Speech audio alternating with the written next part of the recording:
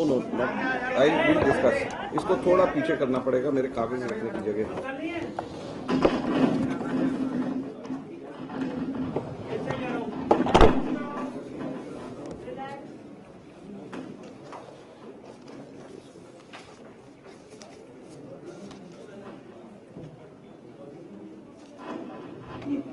आप सब लोगों का स्वागत है। चुनाव से पहले हमारे देश के वर्तमान प्रधानमंत्री, भाजपा के जो प्रधानमंत्री के जब उम्मीदवार घोषित हुए तो उन्होंने देश के अंदर अलग अलग जगहों के ऊपर जाकर के विभिन्न सभाओं के द्वारा पूरे देश में बहुत बड़ी बड़ी बातें करी। कुछ बातों के बारे में अभी पिछले कुछ दिनों में हमने विस्तार से चर्चा करी, आप सब लोगों के माध्यम से देश की जनता को बताया कि उनकी कथनी और करनी में कितना अंतर है और किस प्रकार से सरकार कई समय पे कई बार यू टर्न लेते हुए नजर आई। लेकिन हैरानी की बात यह है कि सरकार का शायद या प्रधानमंत्री का शायद जो सबसे बड़ा कर्तव्य और दायित्व होता है वो अपने मंत्रिमंडल को बनाना होता है और मंत्रिमंडल को बना करके पूरी की पूरी सरकार को चलाना होता है। और जो प्रधानमंत्री अपने मंत्रिमंडल को बनाने में ही यू टर्न ले लें, जो प्रधानमंत्री स्वच्छ भारत की बात तो कर रहे हैं लेकिन स्वच्छ राजनीति की बात नहीं कर रहे और यू टर्न स्वच्छ राजनीति के मुतल्लक ले रहे हैं, तो कांग्रेस पार्टी इसकी कड़ी भर्त्सना करता है, कड़ी निंदा करता है। आप लोगों को मैं कुछ चौंकाने वाले तथ्य जो शायद आप लोगों के भी संज्ञान में नहीं है वो मैं आप लोगों को भी बताना चाहता हूं। लेकिन आपको सबसे पहले याद दिलाना चाहता हूं कि प्रधानमंत्री जी ने अपने कैंपेन के दौरान ये कहा था कि वो 1 साल के अंदर अंदर पूरी पार्लियामेंट में जितने भी लोग टेंटेड हैं, जितने भी लोगों के ऊपर केसेस चल रहे हैं, उन सब के ऊपर कार्रवाई करके उन सब लोगों को पार्लियामेंट साफ कर देंगे और उन सब लोगों से पार्लियामेंट की सफाई हो जाएगी जो लोग टेंटेड हैं। उनकी पब्लिक स्पीचेज में एक नहीं कई बार उन्होंने कहा, इस बात को आप लोग याद करिए। कल जब मंत्रिमंडल का विस्तार हुआ उससे पहले भी इससे ठीक पलट हुआ, लेकिन कल वाली बात मंत्रिमंडल की बात मैं कुछ तथ्य आप लोगों के सामने कुछ मंत्रियों के बारे में रखना चाहता हूं। हमारे पास में 2 मेमो हमारे पास में आए हैं। एक central banks employees union Mumbai की तरफ से एक मेमो आया है जो इन्होंने 28 अक्टूबर को अभी एक पब्लिक अवेयरनेस प्रोग्राम इन्होंने करा था जिसमें उन्होंने ever increasing bad and non performing assets in the central bank of India के बारे में उन्होंने चर्चा करी थी। और उसी के साथ में ये दूसरा मेरे पास में है, ये all India central bank employees federation का है। इन्होंने सर्कुलर निकाला था 18 मई 2014 को। ये दोनों कॉपीज मैं आपको अभी बांट दूंगा। और ये सर्कुलर का हेडिंग है इसकी, save our dear central bank, recover bad loans, probe into NPAs, punish the guilty. ये 2 इस प्रकार के सर्कुलर्स हैं और इसके अंदर, इन सर्कुलर्स के अंदर एक चौंकाने वाला तथ्य है और वो चौंकाने वाला तथ्य ये है कि अभी 28 अक्टूबर को जो ये ज्ञापन दिया गया है all central bank employees union Mumbai के द्वारा, इसके नॉन परफॉर्मिंग एसेट्स देनदारी सेंट्रल बैंक जो पब्लिक सेक्टर की बैंक है उसमें एक कंपनी का नाम है सुजाना टावर्स लिमिटेड, 317.61 करोड़। और यही 5 महीने पहले 18 मई को इसी प्रकार से all India central bank employees federation का जो सर्कुलर है, इसके अंदर 8 नंबर के ऊपर भी लिखा हुआ है सुजाना टावर्स लिमिटेड, लेकिन इस सुजाना टावर्स लिमिटेड के नीचे नाम लिखा हुआ है चेयरमैन श्री वाई.एस. चौधरी। ये वाई.एस. चौधरी वो हैं जिन्होंने कल मंत्रिमंडल के अंदर नरेंद्र मोदी जी के द्वारा ओथ लिया। वाई.एस. चौधरी जी की वेबसाइट के ऊपर हम लोग गए। ये वाई.एस. चौधरी जी की वेबसाइट का ये स्नैपशॉट है और वाई.एस. चौधरी जी की वेबसाइट पे मुस्कुराते हुए मोदी जी और मुस्कुराते हुए वाई.एस. चौधरी जी एक दूसरे को देख रहे हैं, लेकिन इनके बगल में यही सुजाना टावर्स इनके बगल में इनके ऊपर से इनको झांक रहा है, जिसके एनपीए 300 करोड़ से भी ऊपर नॉन परफॉर्मिंग एसेट में बैंक के अंदर देनदारी इनकी अभी भी। तो मैं और कांग्रेस पार्टी नरेंद्र मोदी जी से ये पूछना चाहती है कि मोदी साहब, आपकी कथनी और करनी में ये फर्क क्यों है? क्या इनको मंत्री इसलिए बनाया गया कि ये पब्लिक सेक्टर बैंक के जिनकी देनदारी है नॉन परफॉर्मिंग एसेट्स है और टॉप 20 नॉन परफॉर्मिंग एसेट्स की लिस्ट जो निकाली है बैंक के एम्प्लॉयज यूनियन ने, उसके अंदर 8वें नंबर पर आते हैं? तो क्या आपने इनके नॉन परफॉर्मिंग एसेट्स को से बचाने के लिए इनको मंत्री बनाया है, या क्या आपने ड्यू डिलिजेंस किया इससे पहले? या अगर इस बात में असत्य है तो आज देश की जनता जानना चाहती है कि सत्य क्या। हम तो सिर्फ केवल जो बैंक एम्प्लॉयज एसोसिएशन है उनकी जानकारी के आधार के ऊपर आपसे केवल ये प्रश्न हम पूछ रहे हैं, और हम ये चाहते हैं कि इसके बारे में नरेंद्र मोदी सरकार एकदम सच्चाई और सफाई के साथ सामने आए, नहीं तो इस मंत्री को इस्तीफा देना चाहिए और नरेंद्र मोदी जी को देश से माफी मांगनी चाहिए।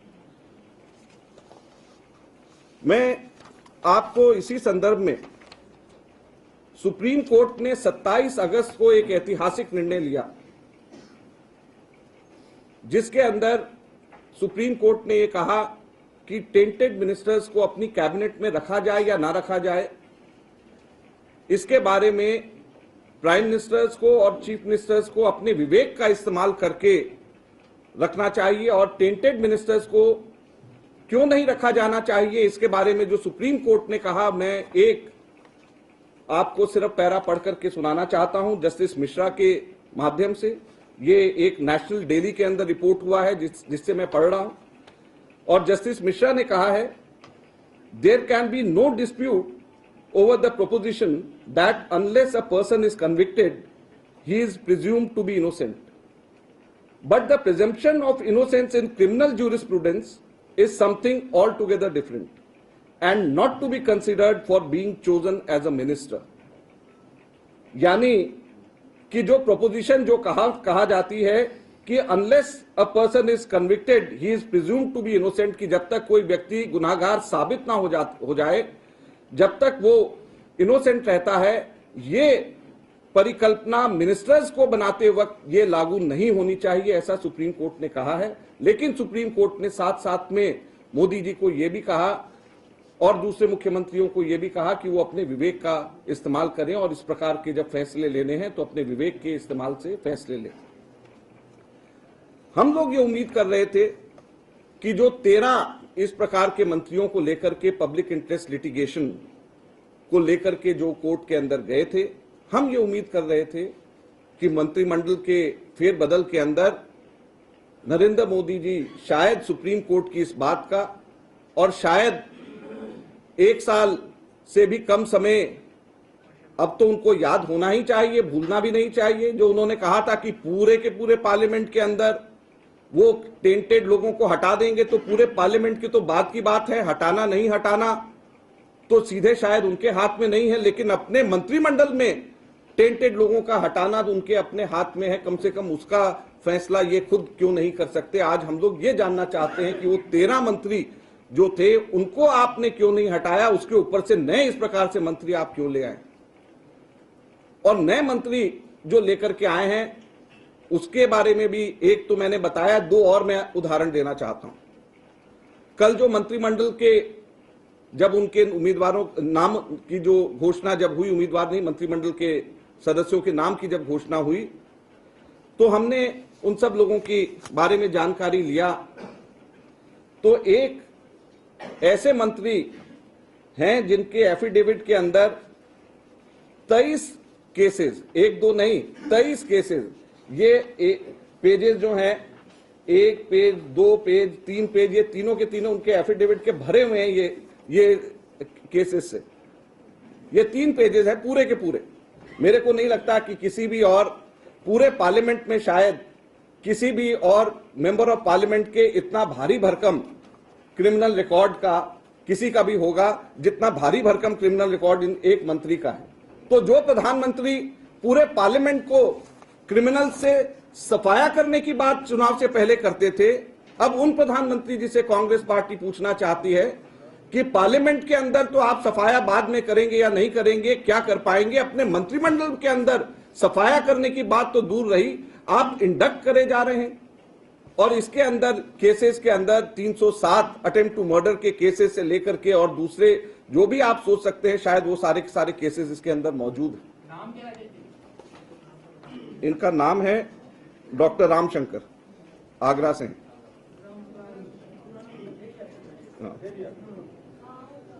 रामशंकर कठेरिया। हाँ, तीसरे इनके, हम सब लोग उनको बहुत अच्छे से पहचानते हैं टेलीविजन पे, जो नरेंद्र मोदी जी को जिन्होंने वोट नहीं दिया उन सबको पाकिस्तान भेजने की जो बात करते थे, गिरिराज जी। हम मोदी जी से जानना चाहते हैं, भारत सरकार से जानना चाहते हैं कि उनके घर एक चोरी जब हुई थी, उन्होंने कहा कि 50-60 हजार की चोरी हुई, लेकिन जब माल निकला तो 1.25 करोड़ का सामान उनके जब्त हुआ, जो कि चोरी उनके घर से हुई। उसके बाद में इनकम टैक्स ने भी और उसके अंदर कार्रवाई करनी शुरू करी और दूसरी कार्रवाइयां भी शुरू करी हुई। हम मोदी जी से जानना चाहते हैं कि क्या इनकम टैक्स की पूरी कार्रवाई खत्म हो गई है? क्या इनकम टैक्स ने पूरी की पूरी जानकारी ले ली है कि ये 1.25 करोड़ रुपए उनके घर में क्यों पड़े हुए थे, कहां से आए थे, कैसे पड़े हुए थे? और अगर इनकम टैक्स ने पूरी जानकारी ले ली है तो नरेंद्र मोदी जी, देश की जनता और कांग्रेस पार्टी ये जानना चाहती है कि देश को बताएं कि जिसके यहां से 1.25 करोड़ रुपया कैश नकदी जिसके यहां से मिली और उससे पहले वो कैबिनेट मिनिस्टर बिहार सरकार में रहे, तो अगर वो टेंटेड नहीं है तो कौन टेंटेड है, कौन क्रिमिनल है, किसके ऊपर गंभीर आरोप हैं? आज हम आपसे ये जानना चाहते हैं। मंत्रिमंडल के अंदर विस्तार में और बहुत सारी चीजें हुई। सदानंद गौड़ा जी रेलवे मिनिस्टर थे, उनको वहां से हटा करके कानून में भेज दिया गया। तो आज हम आपसे मोदी जी ये पूछना चाहते हैं कि सदानंद गौड़ा जी को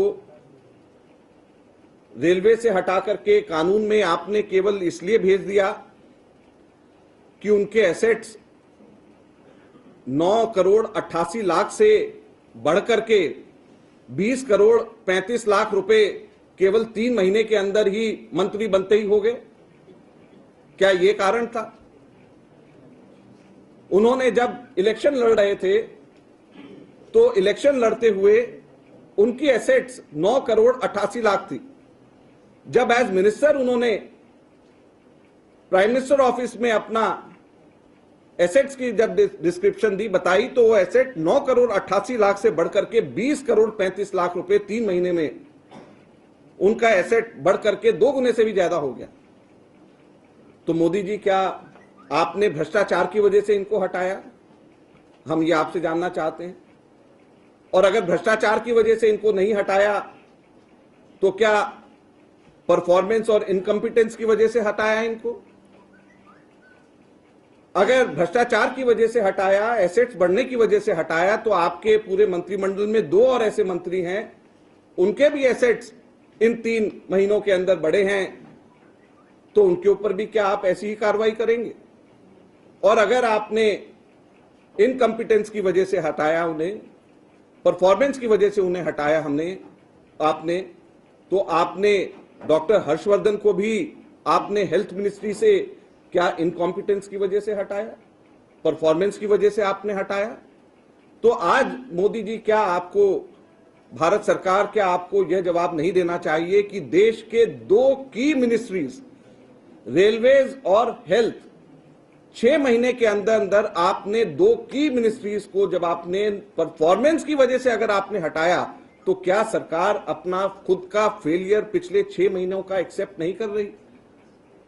अगर परफॉर्मेंस की वजह से रेलवे जैसा की इंफ्रास्ट्रक्चर मिनिस्टर को हटाया जा सकता है, हेल्थ मिनिस्टर की मिनिस्ट्री, सोशल वेलफेयर मिनिस्ट्री को जब हटाया जा सकता है, सोशल मिनिस्ट्री को हटाया जा सकता है, तो इसका मतलब केवल पूरी सरकार 6 महीने के अंदर विफल हो गई है। आज हम आपसे ये जानना चाहते हैं, गोवा के अंदर जो हमारे गोवा के मिनिस्टर थे, जो गोवा देश के अंदर टूरिज्म का सबसे अव्वल स्थान माना जाता है, वहां के एमपी नॉर्मल साधारण टूरिज्म उनको दिया जाता है, जाना चाहिए था उस हिसाब से, उनको टूरिज्म से हटा के एक नोएडा के एमपी को आपने टूरिज्म दे दिया। और आप जब ये कहते थे मिनिमम गवर्नमेंट और मैक्सिमम गवर्नेंस की बात करते थे, तो आपने हेल्थ एंड फैमिली वेलफेयर से आयुष को बाहर निकाल करके एक अलग मंत्रालय आयुष का अलग से बना करके, गोवा के उस एमपी को आपने आयुष का अलग मंत्रालय बना करके उसको एमओएस इंडिपेंडेंट चार्ज बना दिया। तो क्या आपने खुद मिनिमम गवर्नमेंट और मैक्सिमम गवर्नेंस से आपने यू टर्न नहीं ले लिया? आप कहते थे कि हम क्लब करेंगे अलग अलग डिपार्टमेंट्स को, जिनको एक दूसरे के ऊपर डिपेंडेंट होना चाहिए, तो आयुष को आपने हेल्थ एंड फैमिली वेलफेयर से बाहर कैसे निकाल दिया? आज हम लोग आपसे ये पूछना चाहते हैं। तो अब आपका मिनिमम गवर्नमेंट और मैक्सिमम गवर्नेंस कहां चला गया है? आज हम आपसे ये पूछना चाहते हैं। मोदी जी, हम आपसे ये भी पूछना चाहते हैं, आप कहते थे कि सरकार बहुत छोटी होगी, आज आपकी सरकार में 66 मंत्री हैं। नरेंद्र मोदी जी, जिस वक्त यूपीए की सबसे पहली सरकार थी, उस वक्त भी डॉक्टर मनमोहन सिंह जी के, उस वक्त भी 67-68 मिनिस्टर्स थे। आपके ही जितने मिनिस्टर्स पहले 2 वर्षों के अंदर भारत के अंदर यूपीए की सरकार भी रही, लेकिन कभी हम लोगों ने इसका शोर मचा करके ज्यादा बड़े बड़े शब्दों के अंदर बयानबाजियां नहीं करी। जब आप ये कहते हैं कि मंत्रालय अलग अलग, जिनके एक दूसरे से सिनर्जी होना चाहिए, वो इकट्ठा हो जाना चाहिए, तो मैं आज आपसे पूछना चाहता हूं कि मोदी जी, फाइनेंस मिनिस्ट्री और इंफॉर्मेशन ब्रॉडकास्टिंग मिनिस्ट्री में क्या कॉम्बिनेशन है? फाइनेंस और इंफॉर्मेशन ब्रॉडकास्टिंग मिनिस्ट्री की क्या सिनर्जी है?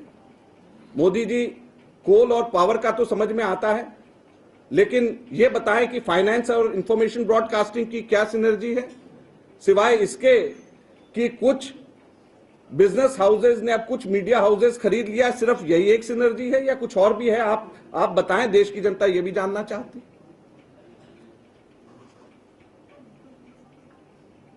इन सब चीजों को देख करके हम सिर्फ इतना कहना चाहते हैं कि मोदी जी, आपने बहुत सारी चीजों के उत्तर नहीं दिए, आपने बहुत सारी चीजों के ऊपर सवाल खड़े कर दिए हैं, जो कि कांग्रेस पार्टी और देश की जनता इन सवालों का जवाब आपसे मांगती है। और हम उम्मीद करते हैं कि जो इस प्रकार के भ्रष्ट मंत्री हैं, जो इस प्रकार से टेंटेड मिनिस्टर्स हैं, जो इस प्रकार से दागी मंत्री हैं, उनका इस्तीफा होगा और आप देश की जनता से माफी मांगेंगे। कांग्रेस पार्टी आपसे ये उम्मीद करती है।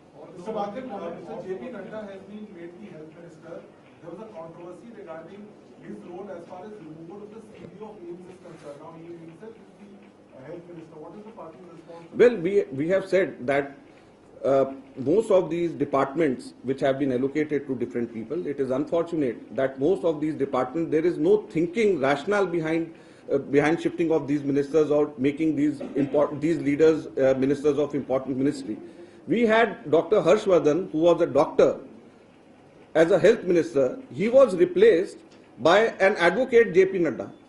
So earlier on there was a doctor. It means that Narendra Modi or the government, they themselves have admitted a failure in the health ministry.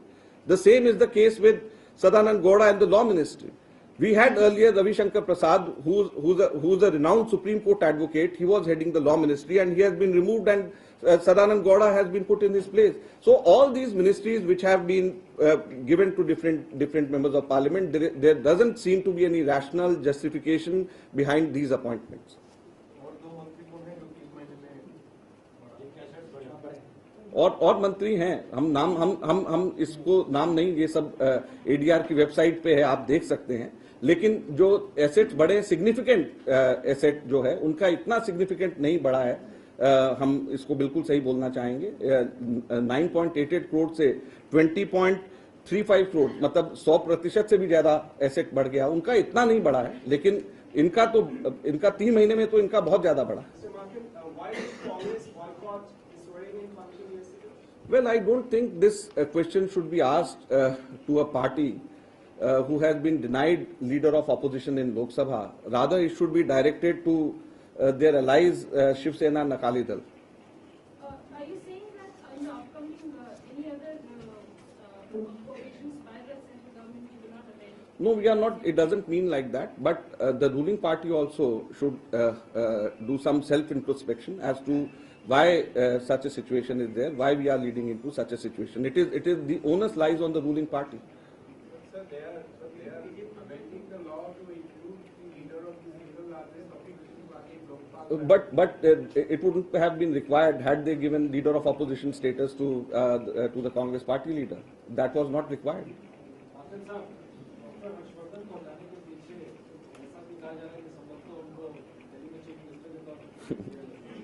ये आज सुबह चर्चा हो रही थी, मुझे बताएं कि अगर किसी को आगे बढ़ाया जाना होता है तो उसको सीढ़ी से नीचे उतारा जाता है, सीढ़ी से ऊपर चढ़ाया जाता है। तो किसी को अगर प्रोजेक्ट करना है तो उसकी एलिवेशन होती है, उसको नीचे नहीं गिराया जाता है। अच्छा, मैं अभी अनाउंस करना चाहूंगा, आप लोग प्लीज यहाँ पे रहें। एक बहुत ही दुखद घटना हरियाणा के अंदर हुई है। एक 9 वर्ष की लड़की बालिका के साथ में बलात्कार होकर के उसको मार दिया गया।